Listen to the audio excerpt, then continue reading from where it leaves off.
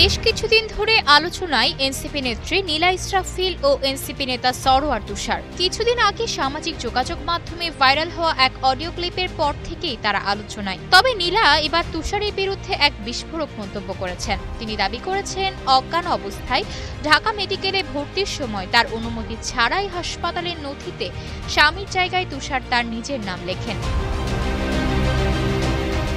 শনিবার নিজের ফেসবুক পোস্টে রোগীর একটি ভর্তি ফর্ম যুক্ত করে সাবেক এনসিপি নেত্রী নীলা ইসরাফিল অভিযোগ করে লেখেন, ওই দিন তিনি ঢাকা মেডিকেল কলেজ হাসপাতালে ভর্তি ছিলেন সম্পূর্ণ অজ্ঞান অবস্থায়।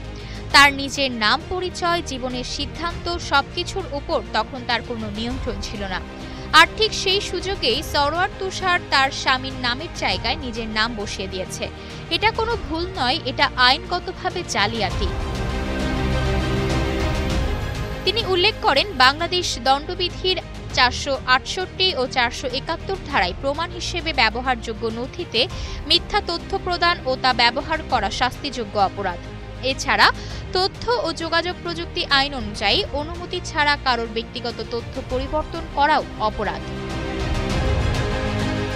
ঘটনার তীব্র প্রতিবাদ জানিয়ে তিনি দাবি করেন, অবিলম্বে ঘটনার তদন্ত করা হোক, দায়ী ব্যক্তির বিরুদ্ধে আইনের সর্বোচ্চ ব্যবস্থা নেওয়া, তার প্রকৃত তথ্য পুনর্স্থাপন করা, রোগীর অসহায় অবস্থার সুযোগ নিয়ে যারা এমন অপরাধ করে তাদের বিরুদ্ধে কঠোর আইন প্রয়োগ করা। এটা শুধু আমার লড়াই নয়, এটা প্রতিটি মানুষের নিজের পরিচয়, মর্যাদা এবং অধিকারের জন্য লড়াই।